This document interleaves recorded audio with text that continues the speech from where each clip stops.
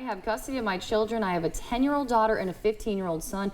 My son has now chosen to live with his father. My daughter wants to live where her brother is, but I don't want her to. Can my ex use this to take her from me? And now that kind of just really dives into what we were just talking about. I mean, the parent's not really at fault, but it's where the child wants to be.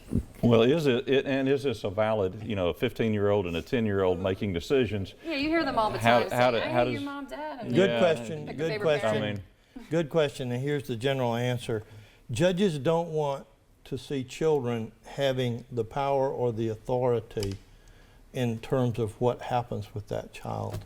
If you give that child too much authority or influence, it's going to end up being negative for a lot of people. If the adults, I was going to say, what happens when the child goes over to the other spouse's house, daddy's or ex-spouse's house, and daddy starts laying down the law, and the child's like, I want to go back to mom. What do we do? I mean, how is this facilitated, and how has this worked out? I mean, because you got a 15-year-old or a 16-year-old who's trying to make decisions. They're for all intents and purposes young adults, and they've got a younger sibling that wants to go along with them. That's natural too. So how do y'all come about working through this? a lot of times the judge will order mediation for the adults. A lot of times if there's psychiatric or psychological issues with the children, which does frankly happen on occasion, the judge can recommend or suggest, with the lawyers hopefully agreeing that maybe that child needs to go to counseling, or maybe that child or children needs to have some therapy.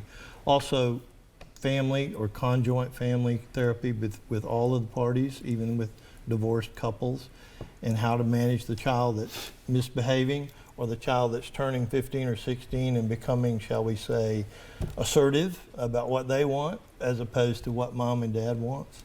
There is no easy answer to that, but 9 times out of 10, when you have that child that is obstinate, that refuses to go live with that other family for whatever reason, whether it's I can get away with more stuff with mom than I can with dad, or whether it's, I don't want to go over there because that person drinks or that person does drugs.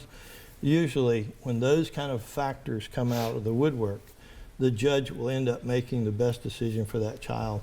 And candidly, more and more recently, I've seen grandparents raising their grandchildren with supervisory authority granted through them sometime when one of the parents has a drug or an alcohol issue. Wow.